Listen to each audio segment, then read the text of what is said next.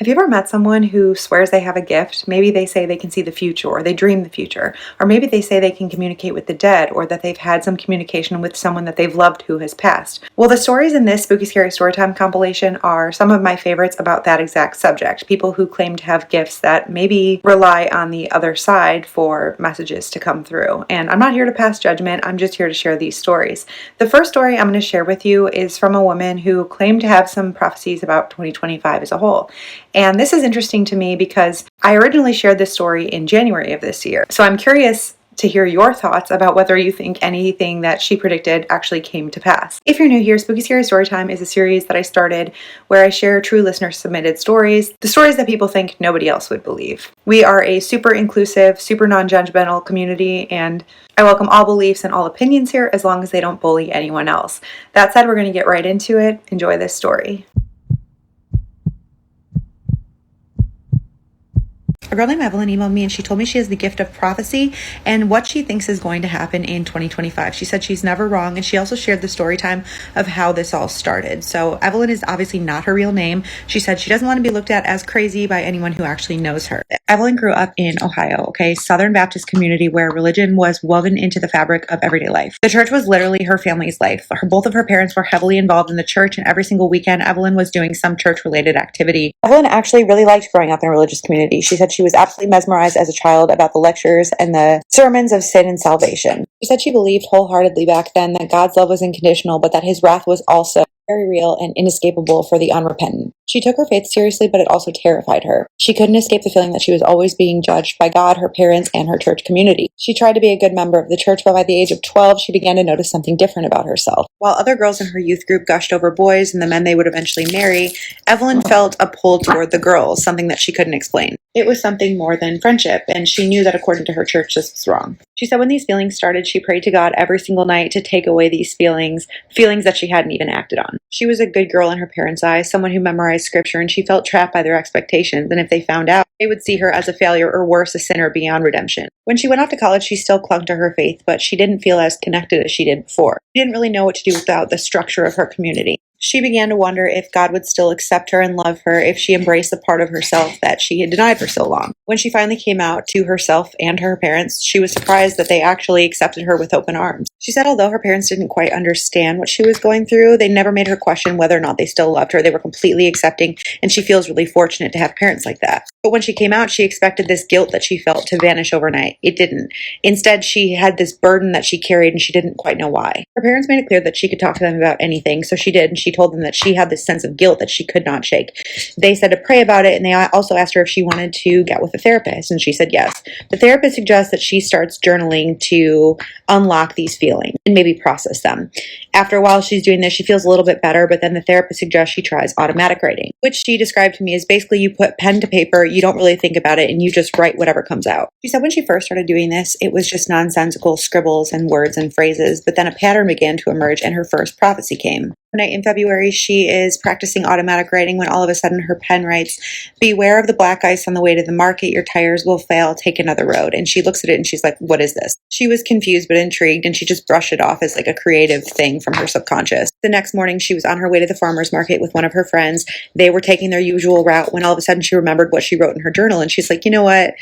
I'm just going to go with it. So she takes a different way. She said it took like 5 minutes longer, so it wasn't really a big deal. But later that night, she saw on the local news there was a massive pileup caused by black ice on her original route. There were 5 vehicles involved and 1 fatality. When she saw this, she just turned off the TV. A couple weeks later, it happened again. She was practicing automatic writing one night, and a cryptic phase popped up on the paper and warned her of a date. It said, "The chicken will burn, the air will choke you, stay home." She says she was supposed to go out to dinner that night with a girl that she had met on a dating app, but after seeing this thing pop up on her page and remembering what happened with the black ice incident, she cancels the date. She later learned that there was a gas leak at the restaurant that night that caused a small explosion. Luckily, nobody was harmed, but it still spooked her. Another time, she's warned about helping an elderly neighbor. It says, "The old man will fall by the oak tree and no one will hear him." Acting on the message, she checks on one of her elderly neighbors and sees that sure enough, he has fallen in his yard. His cries for help were barely audible. Now, a large part of Evelyn's email concerned one of her ex-relationships. She told me that basically her prophecies, her automatic writing warned her about the activities, some of which were illegal, that her ex was involved in. She said there was no way that she could have known about these activities had her automatic writing not prompted her to check them out. But These were Evelyn's predictions for 2025 according to her automatic writing, okay? She said one of the reasons that she sent me these prophecies was to see what everybody thinks they mean, because they haven't happened yet and she doesn't know. So the first is, a great rift will form,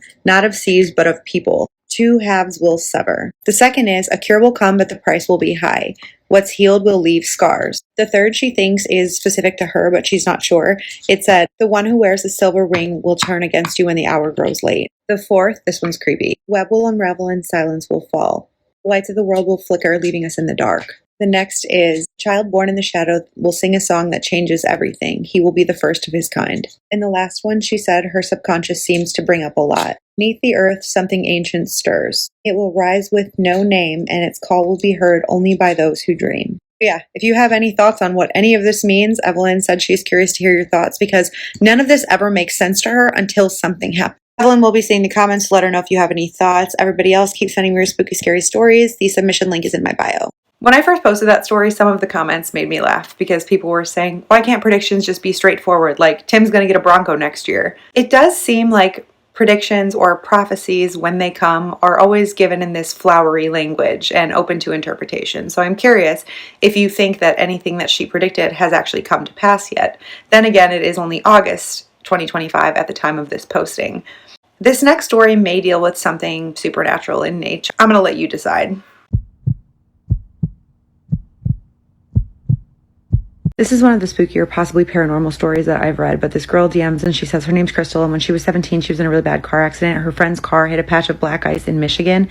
She was a passenger in the car. It could have been worse. Luckily, she was left with just some bruising, broken bones, and some memory loss related to her short-term memory, but also a lot of memories related to her childhood. She remembered large parts of her childhood, but like some parts were just hazy. The summer after the accident, she goes to visit her dad, who lives in Nacogdoches, Texas. I guess he had always lived there since she was small, and she used to spend summers going to his house when she was growing up. She describes it as being like a close-knit town. It wasn't rural or anything though. Like, most people lived in subdivisions, including her dad. And one night she's over at his house. She decides she wants to go to the gas station and grab some snacks. There was a gas station on the edge of the subdivision. She said it was just like two streets, which were well lit and lined with houses. And then at the edge of the subdivision was the gas station. So her and her dad are hanging out on his porch. She's like, I'm going to walk to the gas station. He's like a little nervous about it considering her accident. She's like, oh my gosh, don't treat me like a baby. Like, I'm fine. He's like, all right, well, I'll be on the porch here waiting for you. Like, hurry up. So she walks to the gas station, gets some snacks, gets some drinks. She's on her way back and she's passing this one street, which is a cul-de-sac. She said the sun was setting. It was dusk, but it was still pretty light out, but the streetlights had just started coming on, and she happens to look down the street and she sees a girl standing underneath one of the streetlights, and the girl like beckons to her like, hey. She's like, Crystal, is that you? And she looks up at her and she doesn't recognize the girl. This girl's just like tall, lanky with dark brown hair. And the girl starts walking down the street coming toward her, and she's like, oh my gosh, Crystal, like, I can't believe it's you. I heard about your accident. How are you doing? Crystal stops and she's looking at her and she's like, I'm good. And she said she felt really bad because she didn't remember her. She had no idea who this girl was. This girl's like, oh, you don't remember me, do you? Like, I'm Carly. Like, we used to play together all the time when we were little. My dad worked with your dad. Like, we live right here. And she motions behind her where there's like a row of houses and then some trees behind them. She's like, you were always at my house when you were visiting your dad for the summer. And Crystal said she looked at the houses and she like felt like a little flicker of recognition, like something sounded right. And she was like, oh yeah, I'm sorry. Like, things have been hazy, but she still didn't remember. She said that was pretty weird because like she remembered everybody from her past. Like, it wasn't like she just had blackout periods, but she was like, I guess it's possible. I don't remember this girl at all.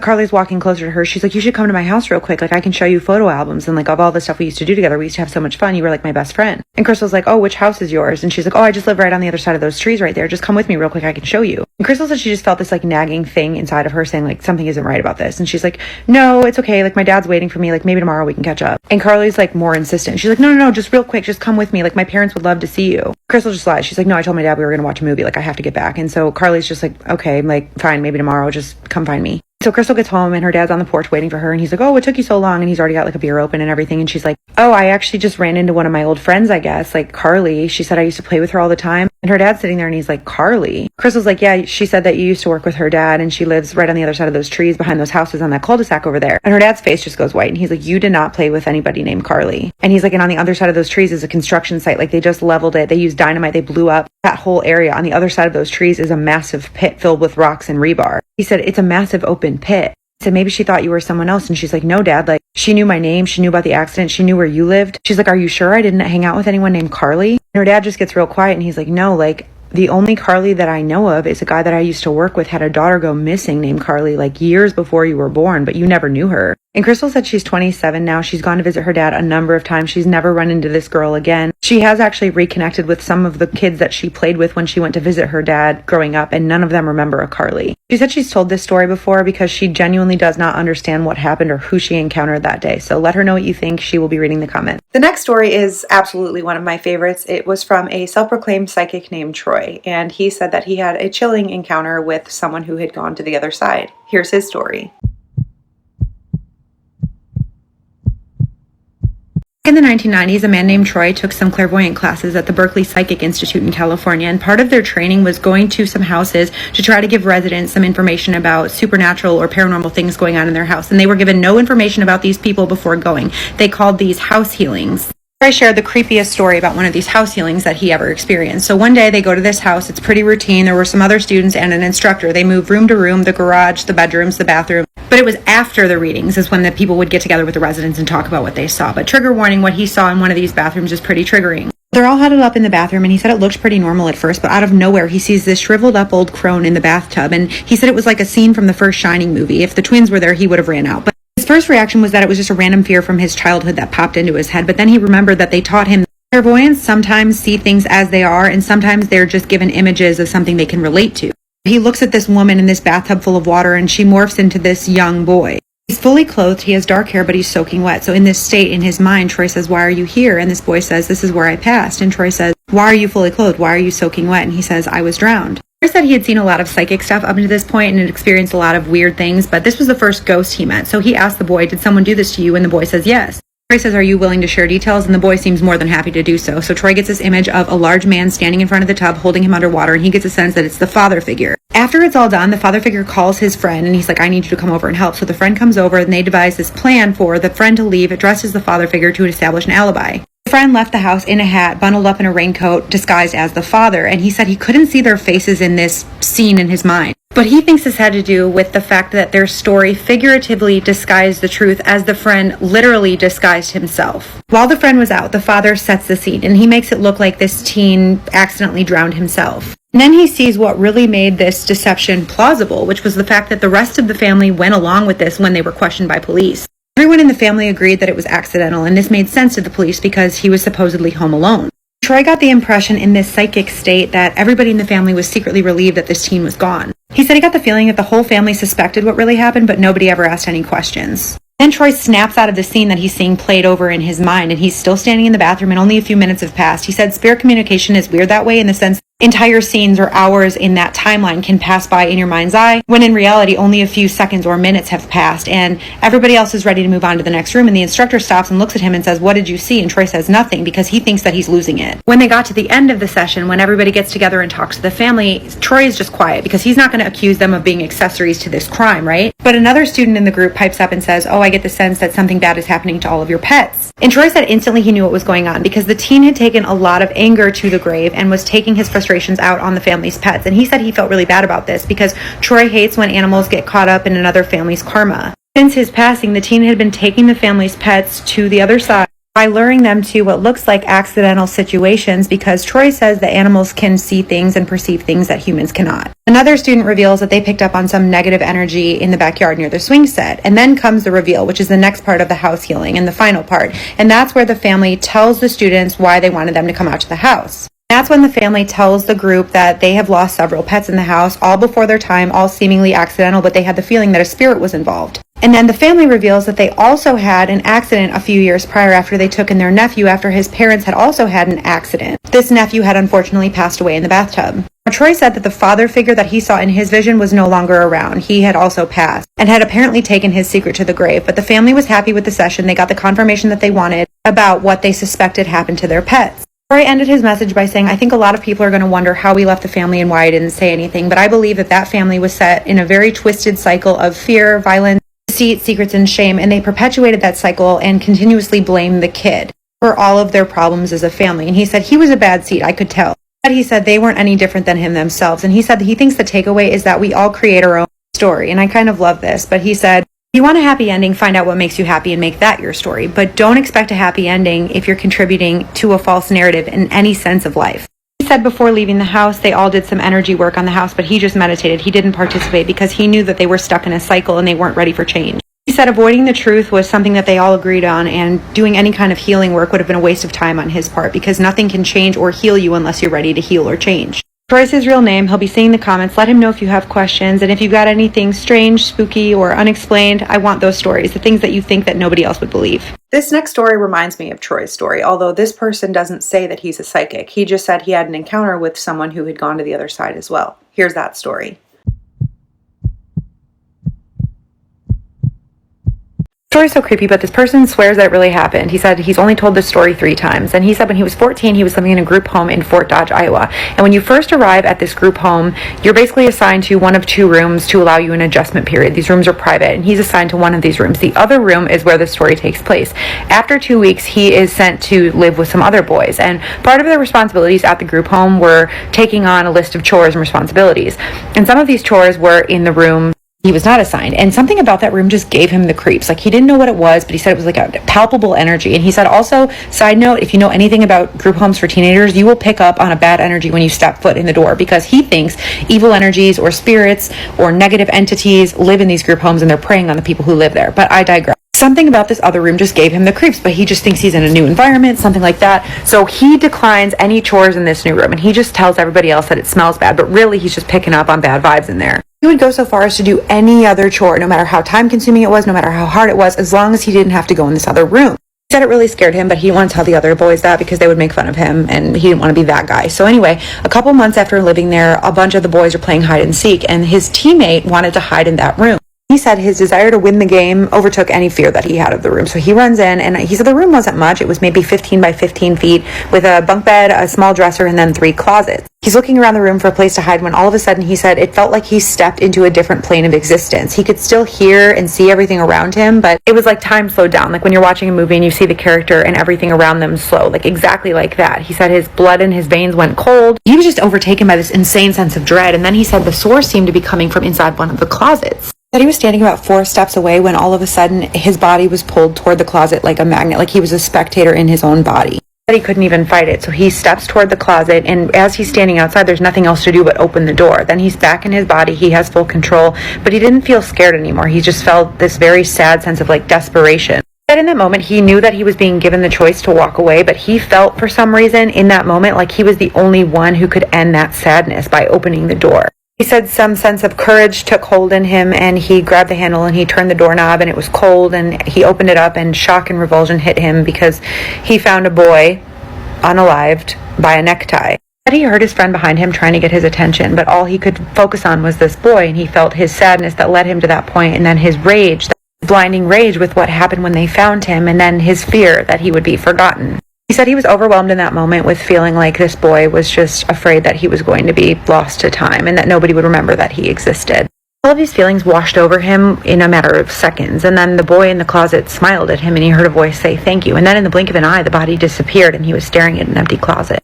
Weeks later, one of the counselors asked him to move the dresser in the room, and he flat out refused. The counselor thought he was being rebellious, and finally, upon questioning him, he asked him why, and he said because a kid unalived himself in there. The counselor's face turned white, and he said, "How do you know that?" And he said, "I saw him in the closet." And the counselor, after that, took a few days off work. 4 or 5 days later, he's woken up in the middle of the night, and he said he knew what it was about. They ushered him into one of the white passenger vans, and they drove him to a church where they brought him in the pastor's office. They questioned him for over an hour about how he knew what he knew. It was only after he gave them details about what the boy was wearing and his striped necktie that they believed him. He described the way that he found the boy. One of the counselors ran out of the room and threw up, and then he came back and confirmed that all of that had happened. Apparently that counselor was the one that found the kid, but that story had never made the paper, it had never been on TV, it was kind of hush-hush. He said he got the feeling that it was some sort of cover-up by the group home, but he was told he could stay in the group home as long as he never breathed a word of that story to anybody else that lived there. He told him that as long as he didn't create any major issues within the group home, he would graduate with glowing recommendations to the state. He and the group home kept their word. Years later, after he was gone, the group home closed, which is why he feels like it's okay to break his vow now. He said it wasn't until years later that he realized that they swept the whole incident under the rug, but he felt like he was trusted, maybe sensitive enough for the boy to come forward and share his story. And he says his trust, if a burden, is now his to bear. And finally, to round it out, I'm going to share with you a more recent video about someone who prophesied something bad happening in Las Vegas. A girl emailed me and said that she has visions about things that are going to happen, and she thinks that something bad is going to happen in Las Vegas very soon. A little bit of backstory: she started dating this guy that she met on a dating app. He lived in Vegas. He didn't live there, but he would fly her out every couple of weeks. Sometimes they stayed in penthouses on the Strip, and other times they would stay at his house, which was just outside of Vegas, but it was on a golf course, and she said you could see the Strip from his backyard. But she says one of the last times she was there, she was staying in this suite with floor-to-ceiling windows that overlooked the Strip. She walked up to the window. It was a normal, calm, sunny day, and she was just looking out like she'd done like a million times before, and her whole body went still. She said it was like she couldn't move. It was like she was outside of her body watching herself, and she's surrounded by these panoramic floor-to-ceiling windows, and she said she saw one of the casinos on the Strip begin to shake. At first, it was so subtle she thought she was imagining it, but then it started swaying harder, and the window started to crack, and that the structure started twisting like it couldn't hold itself up. She could hear metal twisting and glass shattering, and suddenly the whole building collapsed, and there was smoke and fire everywhere. She heard alarms going in the distance. She said it was total chaos. She was standing there just watching the Strip burn, watching the city fall apart in real time, and she said she couldn't scream, she couldn't speak. It was so vivid, it was so real, and then just like that, she snapped out of it. She was back in her body, and she said it was just very calm, normal midday in Las Vegas on the Strip, and she said there was no chaos, nothing had happened. She said when she experienced it, it felt so real that she didn't go back to Vegas after that. She booked a flight home the very next day, stopped seeing the guy, and has not returned since. But she says what makes this scary is that several times in her life, she claims to have had visions that have later come true. She says those visions haven't happened often, but every time they have happened, they felt exactly like that, and they all came true. She said a few nights ago she had a dream of a clock, and she wasn't in the dream. She was just looking at this clock, and the clock was ticking down to 0. It was small. She said it reminded her of like a New Year's Eve clock, but she turns away from the clock and she sees herself staring out that window in Las Vegas from the day when she watched the city burn. She described it as like seeing yourself in third person, because she knew that she was having this dream, but she's watching herself watch the city. Then her body in the dream turned to look directly at her, and she woke up. She said she doesn't know if there's anything to this. It might not be prophetic, but she just wants to know that she told someone in case something does happen soon in Vegas, maybe this year or next. I don't know if there's anything to it. I'm just here to tell these stories and let y'all make of them what you will. But if you have a spooky, scary story time, I would love to read it. I try to post a new video almost every single day. These stories are all wild, right? But these are some of my favorites. Either way, I've got a bunch of stories about people who claim to have certain otherworldly skills as well, like breathing underwater or recess easily into past lives. These subjects, although not always spooky, are extremely interesting to me, and so that'll probably be my next video. I've also got a good cryptids one that I'm working on, so that's coming up as well. If you guys haven't already, please remember to like and subscribe for more stories. If you'd like to submit a story, I have a website. It's dogoodstaybad.com. There's a story submissions form that you can fill out. And if you don't have a story to share, but you are interested in conversation with other like-minded people, overall open, accepting, and like to talk about weird things, consider joining our Discord. It's called the 3 a.m. Club. I'm going to put a link to that in the description down below. We're like 3,500 members strong right now, and it's really fun. There's always people up at all hours talking about spooky things. If you'd like to support the Spooky Scary Mission, I have merch on my website, including cute little coffee mugs that say my show is on. I also have tank tops and sweatshirts with the website logo. And I have a Patreon that you can join for as little as $3 a month. Thank you so much to everyone who has already joined. It means so much to me. It helps me out so much, and it helps me keep the spooky coming. So thank you guys so much. I will see you next time.